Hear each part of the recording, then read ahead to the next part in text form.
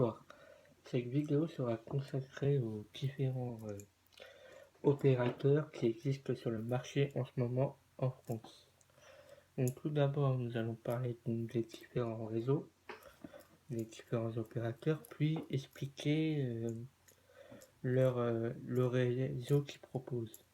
Donc alors tout d'abord il faut savoir que en France nous avons les 4 opérateurs les plus connus qui sont SFR, Bouygues Télécom, Orange et Free.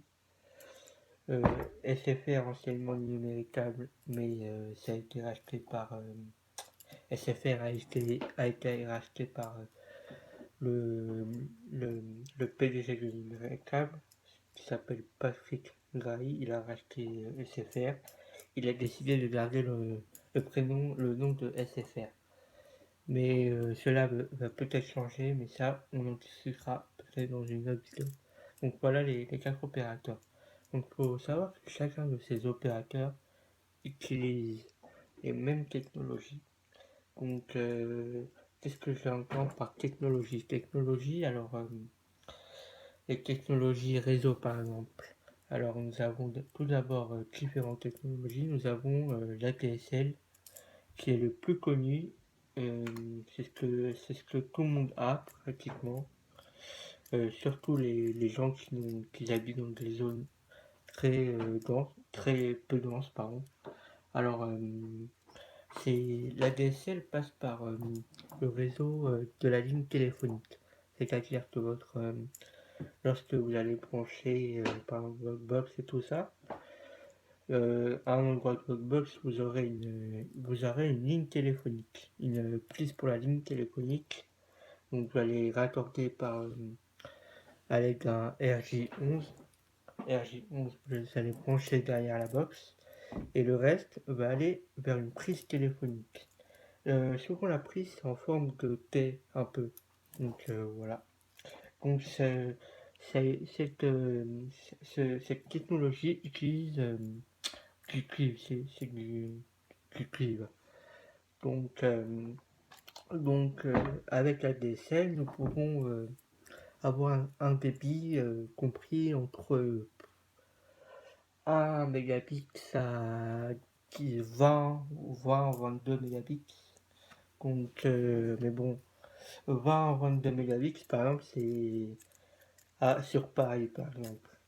Par exemple, si vous habitez dans des zones peu denses, c'est sûr que là vous n'aurez pas du 20 mégabits, mais vous aurez plutôt aux alentours de 3 à 6 mégabits, ce qui n'est pas beaucoup.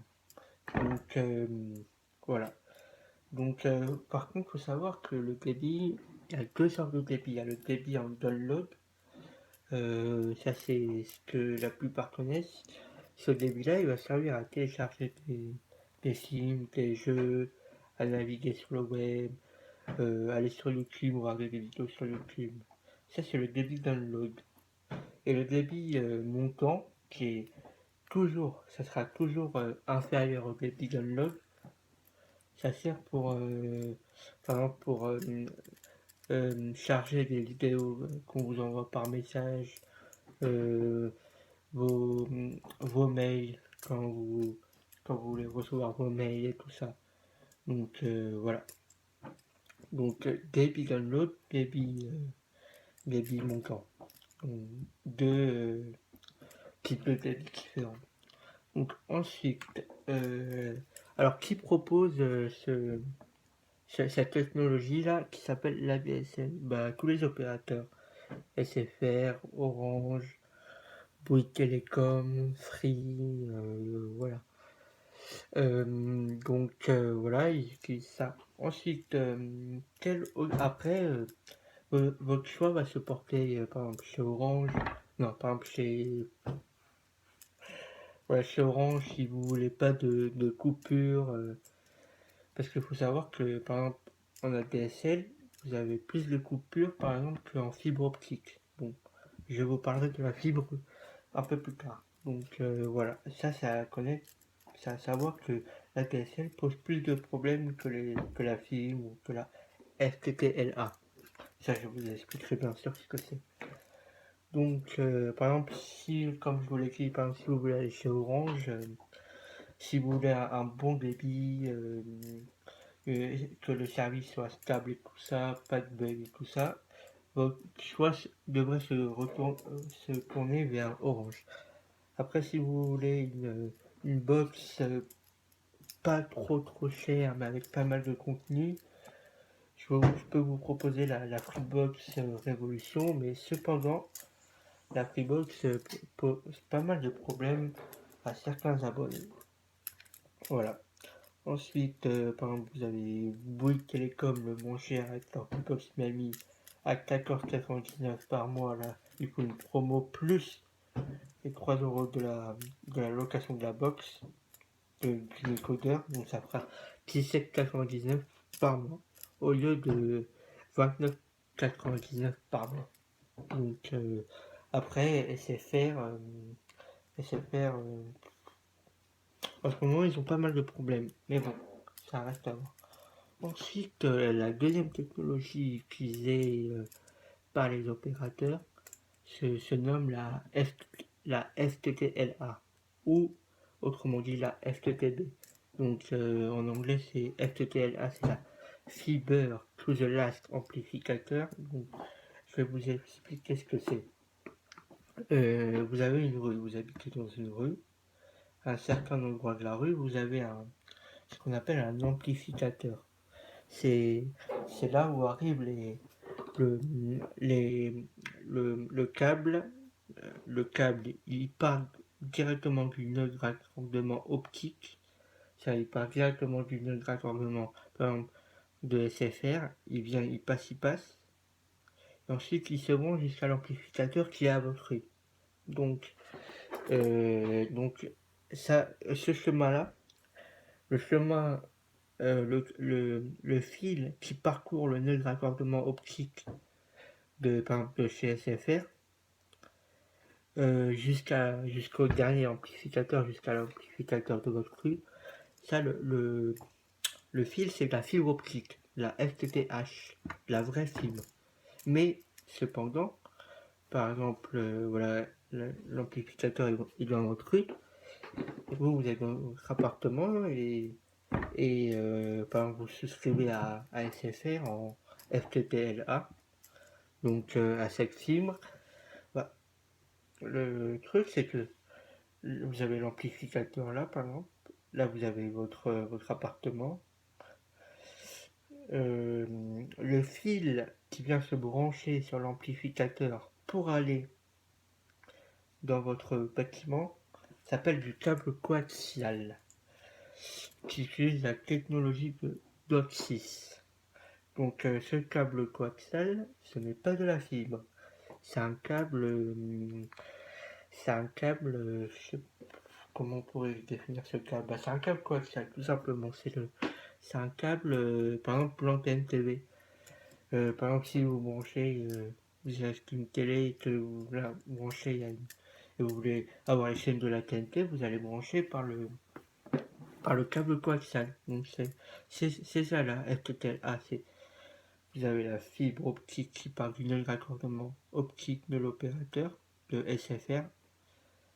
Il va jusqu'au dernier amplificateur qui se trouve à votre rue et le fil qui continue pour se brancher dans votre bâtiment, c'est du câble coaxial. Donc, qui propose cette technologie? Bouygues Télécom et SFR, anciennement Numéricable. Il faut savoir que Numéricable ont commencé à commercialiser cette technologie à partir de 2006. Donc ça fait quand même longtemps. Et il faut savoir que Bouygues Télécom utilise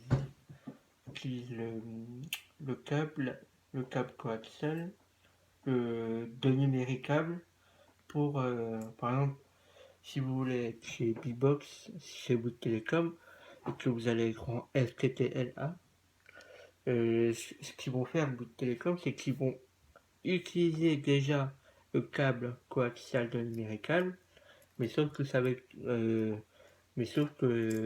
ça va être Bouygues au final. Donc c'est ça. faut savoir que le débit en... Bon, c'est quand même du très haut débit. Mais donc, en ce moment, avec la box Zive 4K de SFR, je dirais que vous avez un débit descendant jusqu'à 1 gigabit, un débit montant jusqu'à 200 mégabits, oui c'est ça, 200 mégabits, donc c'est pas mal. Mais par exemple chez Bouygues Télécom, vous avez un débit montant débit descendant de 200 et débit montant de 20. Après, faut savoir que cette technologie, ça dépend aussi de la zone où vous habitez. Par exemple, si vous êtes dans une zone où vous captez tout du 30 mégabits en, en download, c'est-à-dire que vous aurez 5 mégabits en montant. Donc voilà, vous pouvez être dans une zone où vous avez du 100, du 30, puis 200. Après, tout dépend de votre zone. Donc c'est ça l'inconvénient. L'inconvénient de cette technologie. Mais il faut savoir que moi j'aime bien cette technologie parce que l'avantage qui me plaît, c'est la qualité de la télé. Parce que franchement, regardez la qualité de la télé, puisque le cap coaxial, c'est quand je vous dis regardez la qualité des chaînes TNT que vous recevez par antenne TV, ça sera exactement la même en meilleur, c'est tout. Vous avez un bon débit aussi, vous avez quand même 100 mégabits, c'est pas mal. Par exemple, si avant vous étiez en ADSL avec plus 5 mégabits en download, vous passez à 100 mégabits, là c'est une grosse différence. Hein. Par exemple, moi avant j'étais chez Free en ADSL. Bon, je suis sur Paris, donc j'ai un bon débit. En ADSL, j'étais à 18 mégabits. Et là, je suis passé chez Bouygues Télécom, je suis à 1 gigabit quand même. Donc là, lorsque je fais des sketchs en download, j'atteins 700, 600, 700 et en montant 250. Voilà. En câble Ethernet par contre. Voilà, en câble Ethernet. Donc voilà. Ensuite, nous avons la troisième technologie utilisée par les opérateurs, par tous les opérateurs, qui se prénomme la FTTH. Fiber to the Home. Je vous explique. Le raccordement optique de Orange, de SFR, de Bouygues, de Free, n'importe lequel. Il arrive jusqu'à un boîtier qui se trouve dans votre rue. Cette fois-ci, c'est pas un amplificateur. Amplificateur, c'est que pour la FTTLA. Mais là, je vous parle de FTTH. Donc, ça arrive sur un boîtier qui se trouve à votre rue. Et par exemple, si vous souscrivez à un abonnement en fibre optique, par exemple chez Orange, alors là, le câble qui va partir du boîtier qui se trouve à votre rue jusqu'à jusqu'à la maison jusqu'à l'intérieur de chez l'abonné, ça va être de la fibre optique. Je précise, c'est de la fibre optique. La fibre optique, c'est un fil qui peut transporter beaucoup de données. Donc, on utilise aussi de la fibre. L'appareil, on utilise un fibroscope, c'est en médecine pour calculer, pour calculer, je sais plus quoi, mais c'était pour calculer quelque chose en médecine, nous utilisons un fibroscope qui est à base de fibre optique. Donc voilà, c'est ça, ça arrive, hop, et chez vous, vous aurez une prise fibre optique blanche avec en dessous la risée de la fibre. Donc moi, c'est ce que je possède actuellement. La première fois que j'ai eu cette fibre, euh, j'étais chez Orange qui me proposait un débit de 500 mégabits, service câble, et tout ça. Et comment dire, donc voilà, service câble. Mais j'ai voulu tester d'autres opérateurs, notamment Bouygues Télécom, mais bon, service TV ou le Wi-Fi est complètement pourri, je suis quand même en fibre optique. Donc je vais changer d'ici peu là, 2-3 mois ou un petit peu moins. Peut-être avec SFR. en fibre optique. Parce que, attention, au début de la vidéo, je vous ai dit que le SFR, c'était pas, il y avait des problèmes et je vous parlais de la DSL. La fibre optique, c'est totalement différent. Donc voilà, je vous cache pas que cette offre m'attire beaucoup.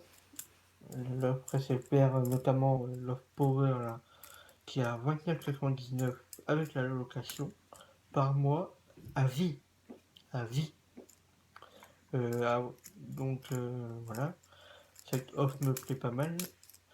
Mon logement, lorsque je fais un test d'éligibilité chez SFR, ils me disent que le logement est éligible à 400 mégabits sans download, à 50 mégabits sans montant, donc pas mal.